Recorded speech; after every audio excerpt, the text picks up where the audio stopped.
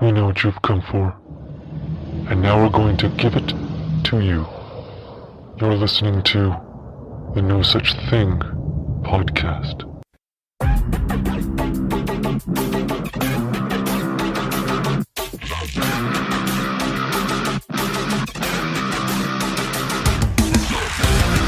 How are y'all doing, folks? Thanks for joining me. This is Cornell from the No Such Thing podcast. And tonight we have Craig on the show. Craig had an experience while fishing in British Columbia. British Columbia is kind of a hotspot for Sasquatch activity, so it's a pretty scary encounter, and hope you guys enjoy it.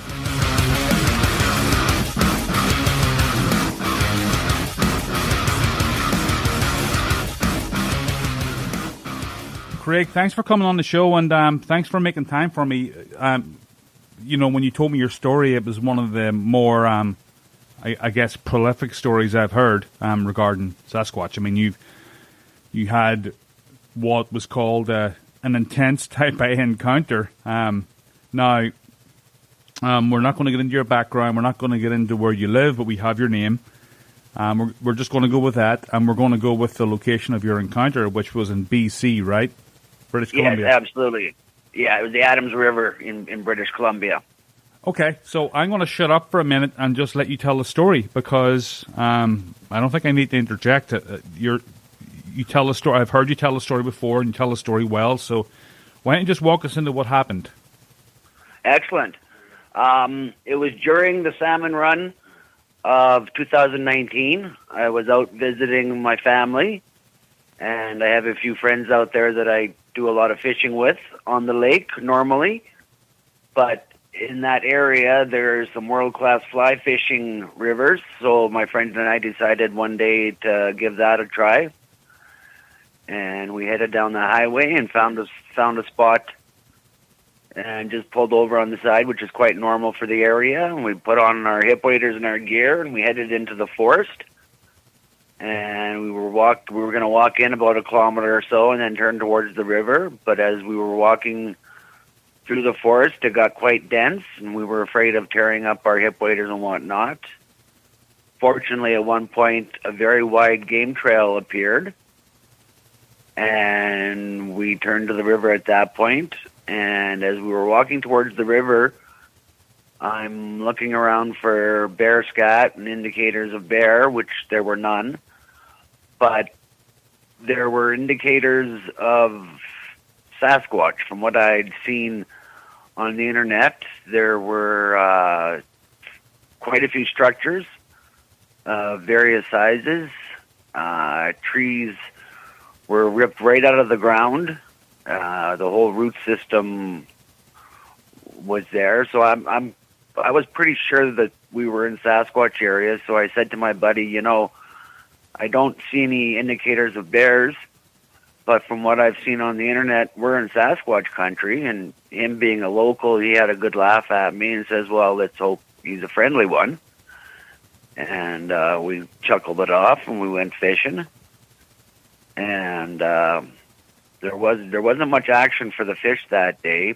About 2 hours later, I heard, it wasn't loud, but just over the sound of the river, I heard his voice calling my name. I looked up thinking he had hooked a trout.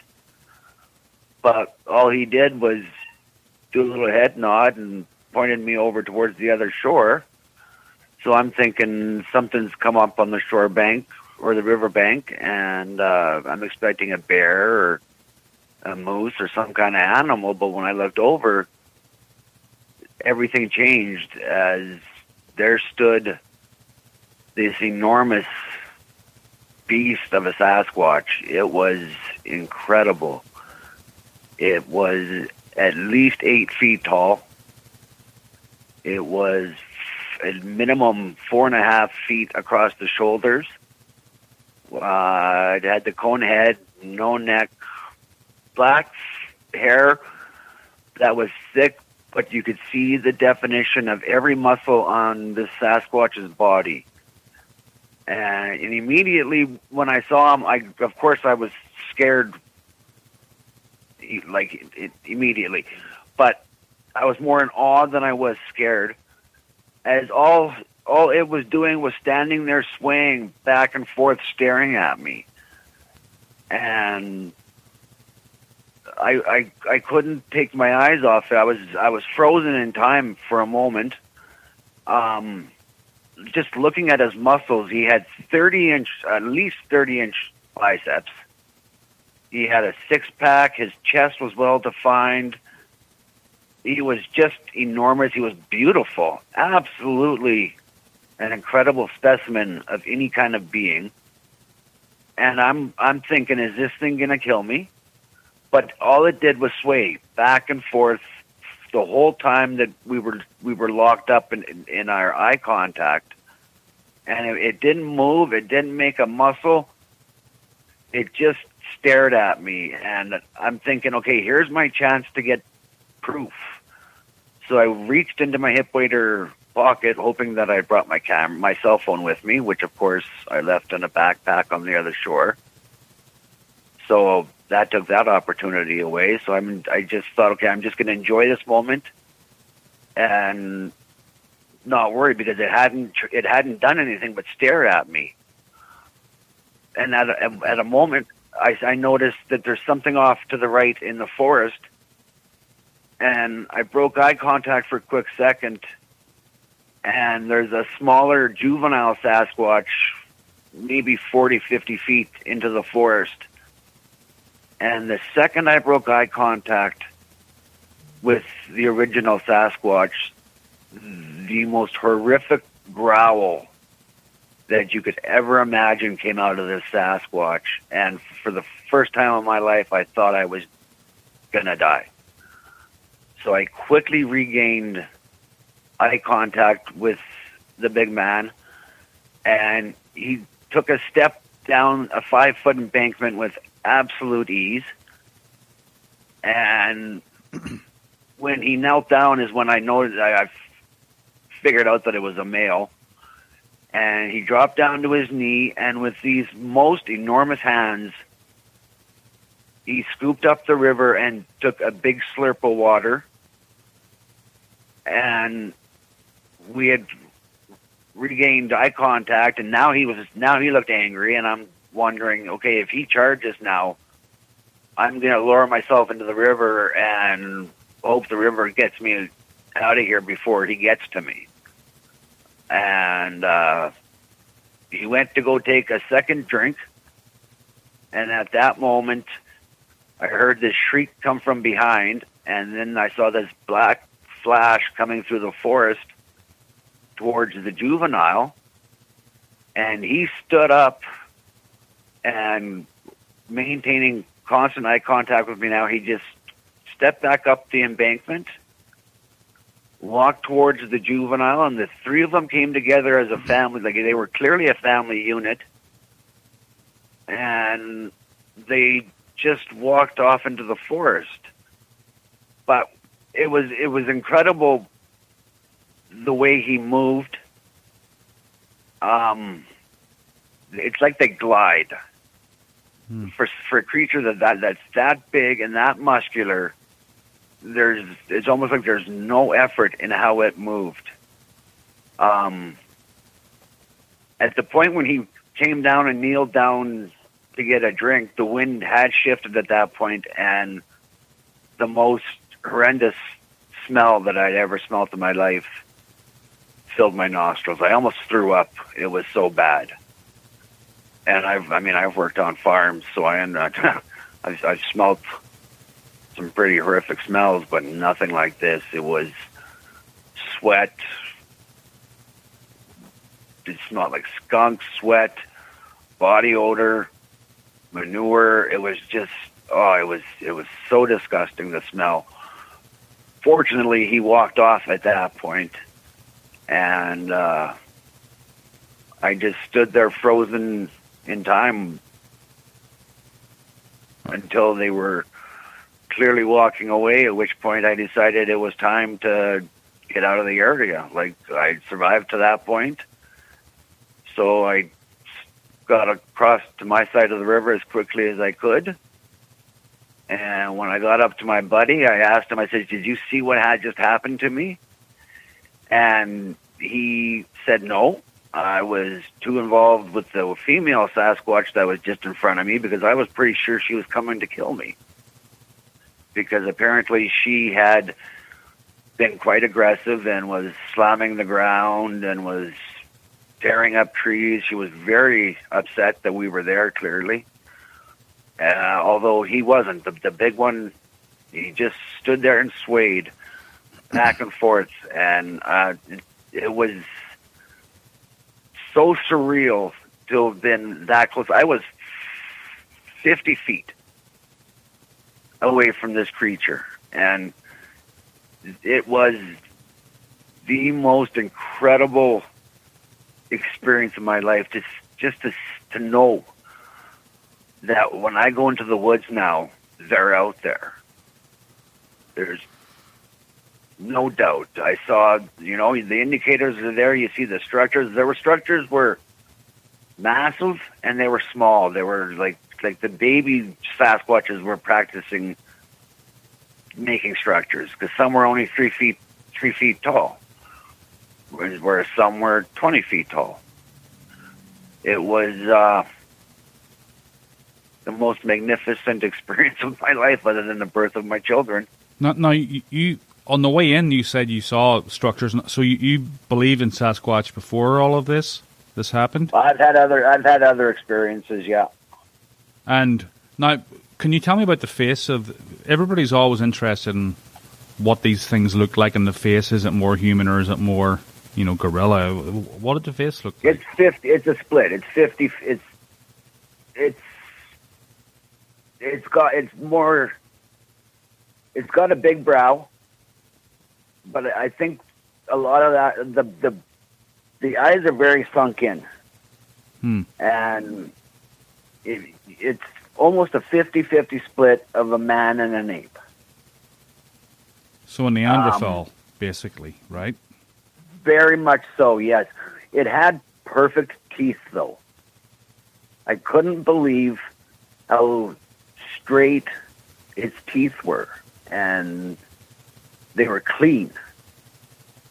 Like, there were no stains. Its mouth was very, very wide. His nose was pushed in. His brow stuck out. Had a large forehead. No neck whatsoever. But the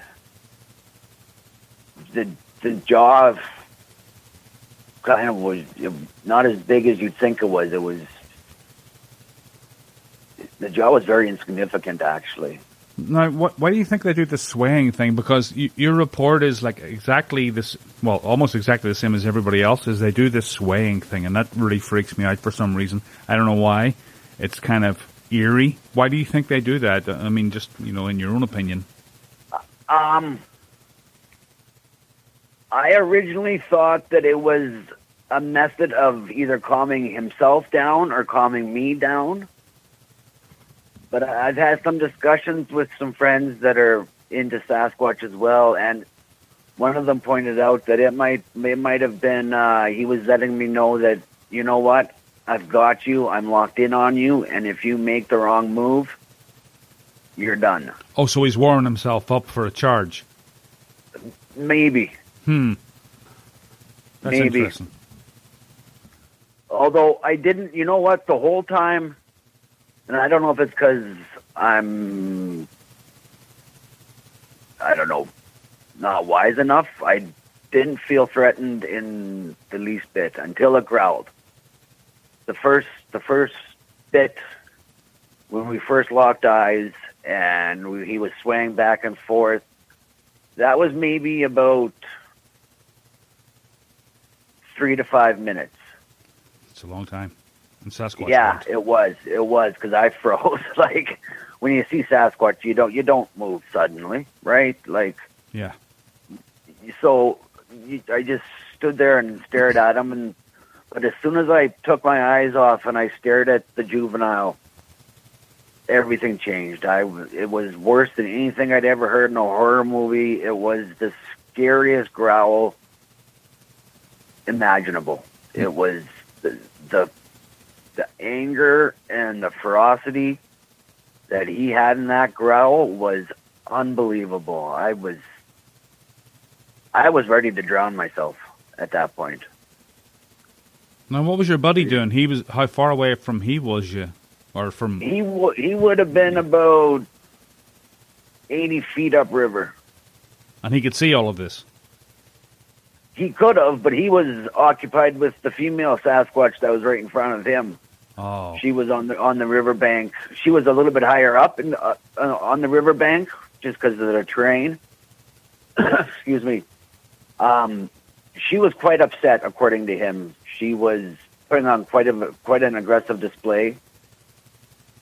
He was quite sure that she was going to charge, and for whatever reason, she didn't. And she just stopped and turned and ran towards her baby. Because it was clearly a family unit. When they came together, they were definitely a family. Now, what would confuse me about that is, like, if they've got great senses and they know that we're around, why would they have come up to where you guys were and show themselves? If she's afraid of her juvenile getting harmed and then acting mad about it, why would they come to the shore and show themselves? Why didn't they just retreat and just not have anything to do with you guys? Obviously, they know what a gun is, and you guys were just armed with fishing rods, right? Yeah. I think they were letting us know that we needed to get the hell out of the area.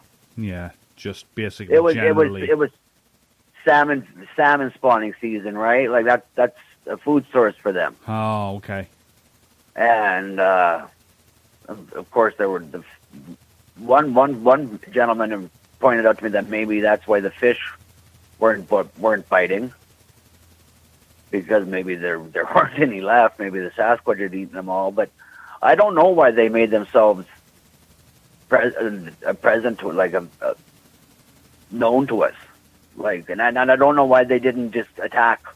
Like, he could have just come into the river and thumped me out, and that would have been that. But he didn't. He just stood there. And well, I think that I interviewed Troy Hudson from Oklahoma, and he's involved in FEMA, I believe, and his theory was that the reason why they don't is because they know that, you know, if they do something like that, that the woods are going to be crawling with people with guns and helicopters, and they know very well what happens if they attack a human. Other humans are going to show up, and they're going to have firepower with them. I think that's my theory, anyway. It could be. They've been around long enough, and I think they're intelligent enough of a creature that they could do that. Yeah. I honestly think, from everything I've read and experienced, that they know our intentions, and they knew that my friend and I weren't any threat. Like, neither of us had a gun. Like, we were fishing. We weren't any harm whatsoever. I think she may have just been putting on a display to protect her child. Yeah. Maybe teaching her child, the juvenile at that time. Like, it could have been, I don't know what the juvenile was. It could have been male or female. I didn't get a close enough look.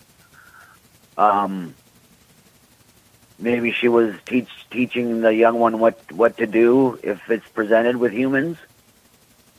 I don't know. I'm not a Sasquatch. well, they know very well that if you growl at the top of their lungs, that they will probably basically almost ruin your life and you'll never want to go back into the woods again. They probably are smart enough to figure that out. Oh, I'm sure they're aware of what that growl can do, because the look on my face probably said a million things to it.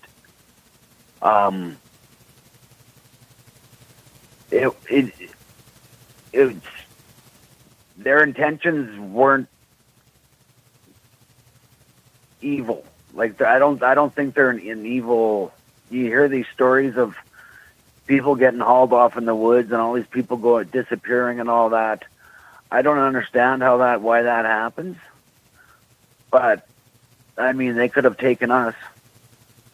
If, you know, it was coming on to winter, a month away from winter in British Columbia, if they were getting ready, looking for winter food, they could have had us. They could have easily taken us and disappeared with our bodies, but they didn't. Yeah. I mean, maybe there's just some bad ones, just like humans, and maybe there's some good ones. You know what? That's what I think now too. I think there's different types, different areas, different kinds. Maybe the ones that are in the southern states are more aggressive. Maybe the Canadian Sasquatch laid back. And you know why that could be too, Craig? Maybe in the south where people are more armed, they have maybe had a few shots fired at them, and they see humans as more of a threat as their Canadian cousins, where the Canadians don't have as much firepower with them all the time, and maybe haven't taken as many pot shots. I absolutely agree. That's what I think too. That is absolutely what I think. That because we don't get the rights to carry guns in Canada like the Americans do, that they aren't as experienced of being shot at. Although I'm sure some hunters up here have taken a few shots at them. Sure. Well, that's why I think that whole thing with the Oklahoma. I don't know how much time you have here, but I just want to talk about this for a second. That Oklahoma senator or congressman that wants to introduce that bill for Sasquatch hunting, and that's absolutely crazy. And I think it's a call. You think it's a what? I think it's a call. I think he got a scary experience, and he wants to kill whatever Sasquatch he can. That's a good theory. I mean, but if people start shooting at them for a start, if you shoot a juvenile Sasquatch, there's going to be a massacre at some point from Sasquatch, and if someone goes missing down there, like I say, there's going to be helicopters and kill teams in the Kaimichi Mountains, like where I was. I mean, I'm sure it just doesn't make sense, and it's just nothing good can come off it. It's crazy. It's a crazy idea. Absolutely not. And the muscle mass that was on the male that stood in front of me, you're going to need more than a shotgun. You're going to need more than a 30-30. You're going to need 50 cal. Serious fire. I don't even know if a 50 cal would drop this thing. You might piss him off with a 50 cal, unless you hit him right in the heart. But also, these things don't want to be injured because even a small injury can be fatal for something as primitive as I think as primitive that doesn't have access to modern medicine as like a Sasquatch. I mean, if they get injured, it could be a fatal outcome for them. Yeah, I think they have their own forms of medicines, though. Yeah, probably. I think they've got things, mushrooms and whatever they can find in the mountains there. They've figured out heals them up. Man, that's an amazing encounter, though. Do you still go out and look for these things, or do you stay away from them? I know you live in a different place now, but is there activity in your area? There's activity not very far from the city I live in. I'm definitely going out looking for them in the spring. Me too. I want to return to the same area that had happened. The big sighting I had. I've had other sightings, but this encounter, I want to return to the same area and at least get the pictures of the structures that were there. If they're still there. I think personally that we were on their home turf. It was ideal Sasquatch territory. Lots of food sources. So I think they may be a permanent resident for that area. So I'm definitely going out looking for them again. And there's in Alberta here, there have been sightings in a little town called Nordegg. I've heard of it. It's about 2.5 hours outside of a city called Edmonton. Isn't that where Mountain Beast Mysteries has a couple of documentaries on? I think. Yeah. I think so. Yeah. Yeah, I've seen Yeah. that. Yeah. So we're gonna go there. The last sighting I saw there was a Sasquatch throwing a tree. Oh, I think it was about 20 to 30 yards towards some oil workers. Oh yes, that was where that was. Yeah. Yeah, Thinker Thunker did a whole analysis of that, and that was pretty interesting. That was very interesting, wasn't it? Yeah. He does such a great job when he gets it on the videos. I love watching his stuff. Yeah, definitely. I actually Yeah. have a couple of photographs or like video from when I went into the Kaimichi Mountains in just October past, and there are definite couple of things back in the woods that someone pointed out to me, and I'm like, wow, I never saw that before. You know, black figures that kind of move slightly, and I can't tell what it is, but it's definitely, wow, did we have an encounter? We didn't, but we had a couple of encounters down there. I was asleep for one of them, but my partner there, Dave, he runs the Bigfoot and More channel, and he was on the Bigfootville documentary. He's been a researcher for years, and Nice. I went with him, and he heard a huge whoop first thing in the morning. The second morning that we were there, and I was of course sleeping because I had just driven like 16 hours or something. But yeah, it's amazing that I would love to, well, obviously he's going to have to comb through my whole damn documentary to find anything, but it's interesting what you don't see and then you pick up on video. That's what people like Thinker Thunker are good for. But that's an amazing experience. Yeah. That's like probably one of the best ones that I've heard. It was so fascinating. Like it was beyond amazing. I've never had time stand still like that. Yeah. I've never gone from being, and at one point before he growled, I was so at peace with nature. It wasn't even funny. I mean, here I am standing in the middle of the Adams River fly fishing on a beautiful late October afternoon coming on to dusk with the Sasquatch. Who gets to say that? Yeah, you're very fortunate. And it's amazing that modern science doesn't, like as you say, it's an absolutely amazing specimen, and modern science doesn't want to have anything to do with it. It baffles me. Yes, it does to me too. I believe that the scientists are well aware that they exist, but if the world knew that they existed, the lumber industry would be done. Yeah, like the spotted owl, that whole thing. That's a $1 billion shutdown, right? Like they're not going to allow that. That's a multi-billion-dollar shutdown. The spotted owl, I don't know how many billions that cost the lumber industry and all of the businesses connected to that. But can you imagine a countrywide phenomenon like the Sasquatch being like let loose on the public? I mean, it's going to affect so many businesses. I mean, it's astronomical how much money they would probably lose. So it makes sense that the government would want to keep these things absolutely quiet. I mean, I get it. I get their point. I would too. Yeah. Then really up to this point, we've coexisted with just denial. We coexist. They're out there. Those that have seen them know they're out there. Those that believe hope they're out there. And if we can stay there and have a lumber industry, then nobody loses, right? Yeah, maybe the Sasquatch, they get their homes torn up, and that's pissing them off. But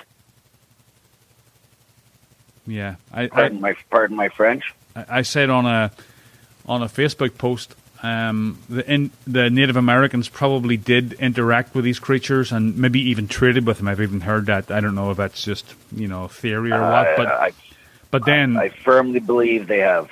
Well, then the Europeans showed up and they had boomsticks, and they probably retreated into the woods because they knew what a gun could do, and that's I think the gun was the game changer, and that's why we only have fleeting glances off them now, you know, because they know very well. They've watched us murder each other during the Civil War. They've watched the tribes, you know, steal land from each other and butcher each other. You know, they know very well what humans can do. And yeah, I agree. And we keep encroaching, and that's why we keep seeing them. And man, you were very fortunate in your encounter. I mean, that's amazing. I mean, I might have had encounters, I'm not too sure, but yours was pretty definitive. It was incredible.